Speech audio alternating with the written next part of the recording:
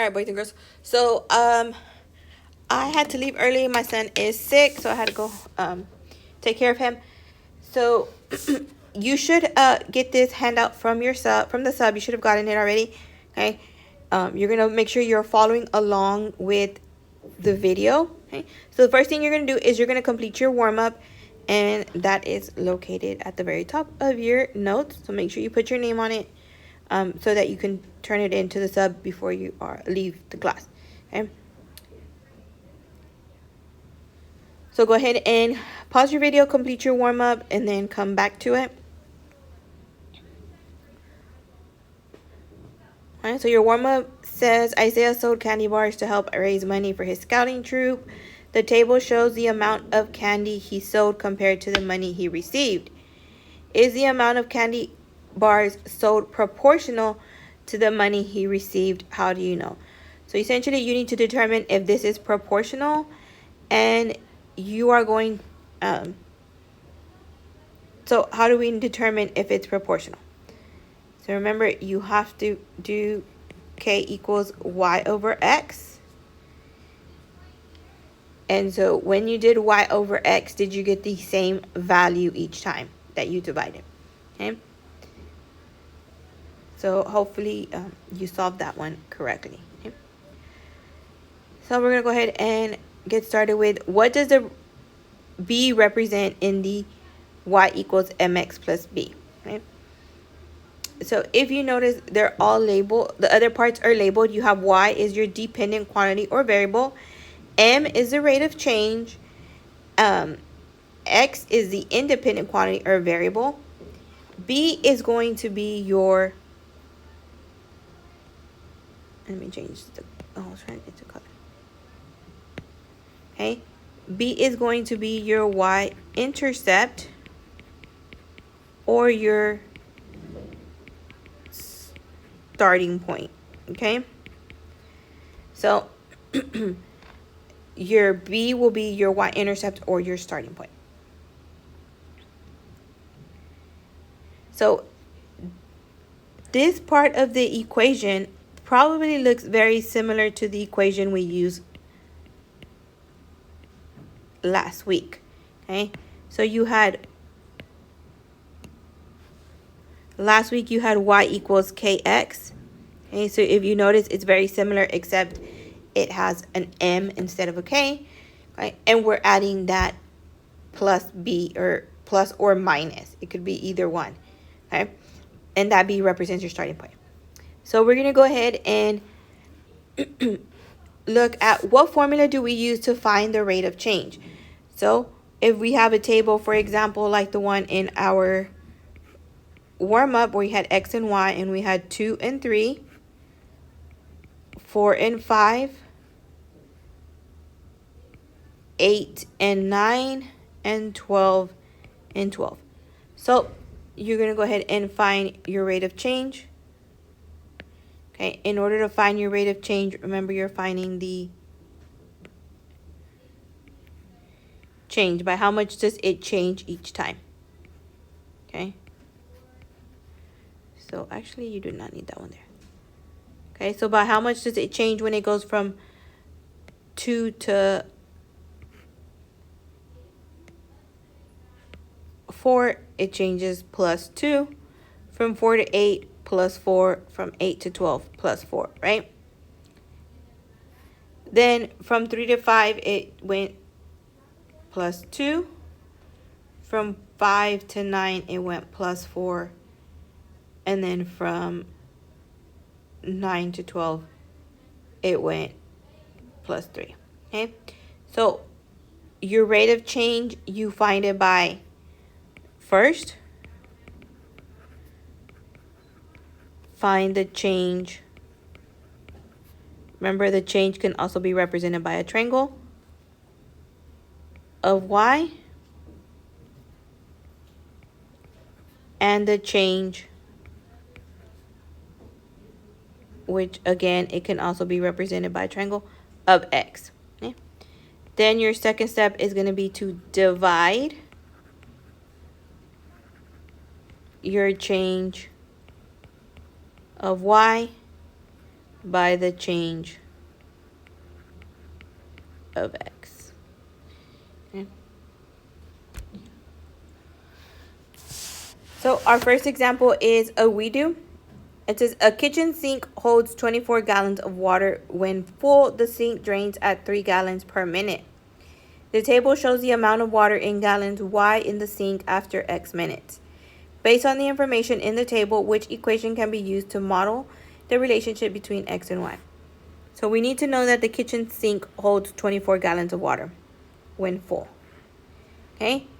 It drains at 3 gallons per minute. Okay? Then it says the table shows the water gallons in gallons Y after X minutes. So which equation can be used to find the relationship between X and Y? So we know that the Y is our gallons and the X is our minutes. Okay. So we're going to go ahead and find our rate of change first. Okay. So by how much does it change going from 1 to 2? By 1. From 2 to 4? 2. That is correct. From 4 to 7? 3 is correct, right? And then by how much does it change from going from 21 to 18? 3 is correct. What about from 18 to 12? 6 is correct. And then from 12 to 3? 9 is correct. Okay. And it went down, so that means those are -6, -3, -6, -9. So this is your change of Y, and this is your change of X. So now you're going to take your change of Y over your change of X. So my first change of Y is 3. My first change of X is 1. So -3 over 1. And then my second change of Y is -6 over 2. And my third change of Y is -9 over 3. Okay. So when I divide each of those, what do I get? -3 divided by 1, -3. -6 divided by 2, -3. -9 divided by 3, again, -3. So this means that my rate of change equals -3. Okay. So looking at my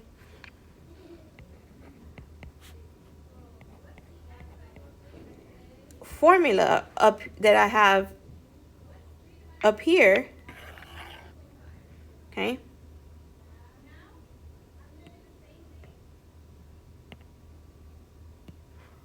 where should my 3 go? Should it go in my -3? Should it go in front of the X or behind the B? Is my -3 the rate of change or the starting point? It's the -3, yes. Okay. So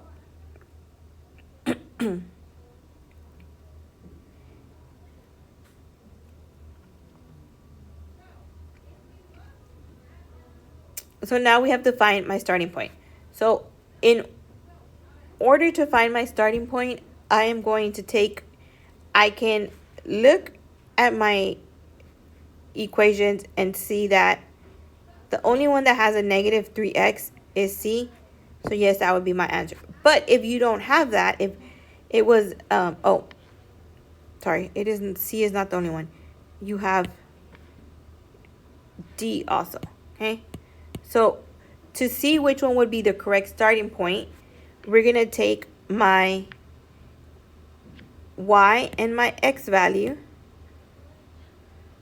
for the first one and plug it in to see which one gives me a correct answer. So I'm taking, in place of my Y, I'm going to put 21, which is my Y value, minus 3x plus 24. Okay. Well, in place of my x, I'm going to put my x value, which is 1. And then I'm going to do the same thing for D. So this would be C. And then I'm going to do the same thing for D. So again, I'm going to put 21 in place of y equal to negative 3. And in place of x, I'm going to put my x, which is 1. So I'm going to see which of these gives me a correct response. Okay? So remember that was my 1. So 21 is equal to negative 3 times 1. So what's negative 3 times 1? Negative 3 plus 24. So 21 is equal to negative 3 plus 24. Is that correct? Well, I have a negative and a positive. Remember, you got to follow your integer rules. So same sign add, different sign subtract. So different sign. So 24 minus 3. 21 is correct, right? So then here you would check 21 equals negative 3 times 1. What's negative 3 times 1? Negative 3. Did that work? No. So your correct answer was C. Okay? If you need to pause because I went too fast, you can pause and copy what you need to copy. If you need to rewind, same thing, you can rewind. That's the benefit of having a video. Example 2, which is again a redo. It says which table contains only values that satisfy the equation y equals 0.5x plus 12. So for this one, it's something that you should know from 6th grade already. And we kind of did it to check which answer was correct between C and D, which was substitute. Okay, so you're going to take your equation, which you're given here. It tells you that which table contains only values that satisfy the equation y equals 0.5x plus 12. So for this, again, you're going to take your y value and your x value and plug it in to see if it is correct. So you're going to take your equation, y equals 0.5x plus 12. Okay? And instead of the x, you're going to substitute in your x value. And instead of the y, you're going to substitute in your y value. So our y is 35. We have 35 is equal to 0.5. And again, in place of your x, you're putting your x value, which is 5, plus 12. Okay? So you have 35 is equal to 0.5 times 5. So 0.5 times 5, what do you get?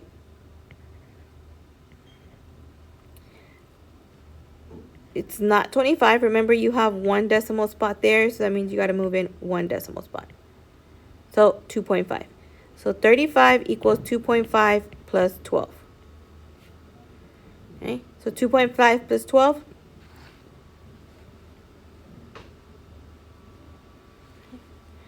If you said 37, you did something very important incorrectly. Remember, you have to line up your decimals. So the 2 should have gone under the 2 in the 12.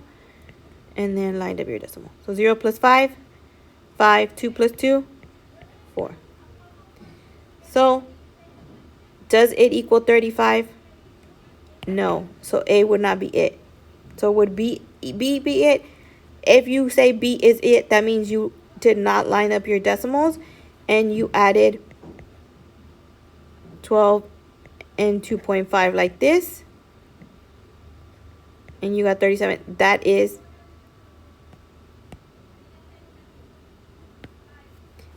incorrect. You had a decimal. That is not right. So B Not correct. Your correct answer was C. Okay? So when they give you an equation, you can check it by plugging in your x and your y value. See if it gives you your correct answer. So here you would have had 35 equals 14.5. 35 does not equal 14.5, so that was not your answer. Okay? So you're going to complete this check for understanding. Remember, your M is the what?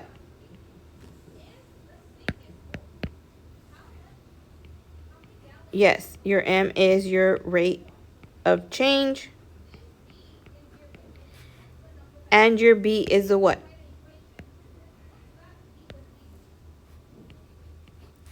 Again, yes, y-intercept or the starting point. Okay? So you're going to go ahead and write your equation.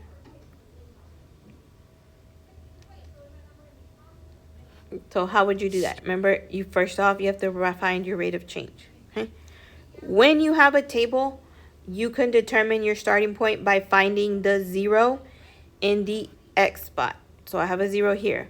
What number is next to the 0? 9. So that means that your starting point would be 9. So now you just have to find your y equals. You are simply looking for your rate of change. So find your rate of change from the table, plug it in to where I put the box, and that should be your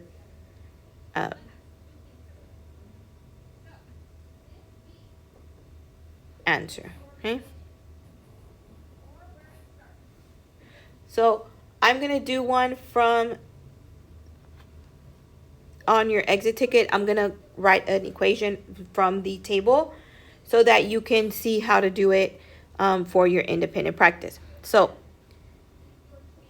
you're gonna start with your equation, y equals mx plus b. Okay? You have to find your rate of change and your starting point, which is your plus b. Okay. So I'm gonna start with my rate of change. So to find my rate of change, I have to find the change in each step. So my change from 0 to 6 is 6. From 6 to 12, 6. From 12 to 18, plus 6 again. From 18 to 30, plus 12. Then from 3 to 9, plus 6. From 9 to 15, plus 6. And these are all plus because we're going up. If it was going down like we did on the first one, then it would be negative. All right, so then from 15 to 21, plus 6. From 21 to 33, plus 12. Okay? So now we're going to take our change of y and put it over our change of x. So this side is our change of y. This side is our change of x. So the side that the changes with the x is the change of x. The changes with the y is the change of y. So that is 6 over 6. 6 over 6. 6 over 6. So that's 3 times. And then 12 over 12. What's 6 divided by 6? 1. 12 divided by 12? 1 also. So that means your equation should be written as y equals 1x plus your starting point. Okay? So remember, when you have a table and it gives you a 0 and your x spot, the number next to it is the starting point. So my starting point would be 3. So my equation would be y equals 1x plus 3. Okay? So you're going to go ahead and put your notes off to the side. This part, I just did it for you to help you with your independent practice. Okay? Put your notes off to the side. You're done with those. You're going to go ahead and complete your independent practice, which is on Google Classroom. So if you go to Google Classroom, you go to your class, 5th or 6th period, and you can find it. It's not listed, doesn't show right there because I scheduled it, but it will on yours be under what am I working on, and it's non-proportional practice. You have a Google sheet that you're gonna open, and it's gonna ask you so you're gonna have to click on level 1. Once you click on level 1, you have a table. You're gonna write an equation for it. If you get it correct, the little boxes turn green and the puzzle starts forming. Again, you are only doing level 1, so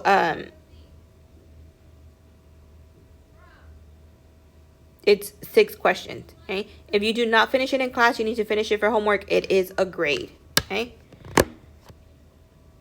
so please make sure you're on your best behavior for the sub. I should be back tomorrow, hopefully, unless my son is still sick. Okay, have a good day.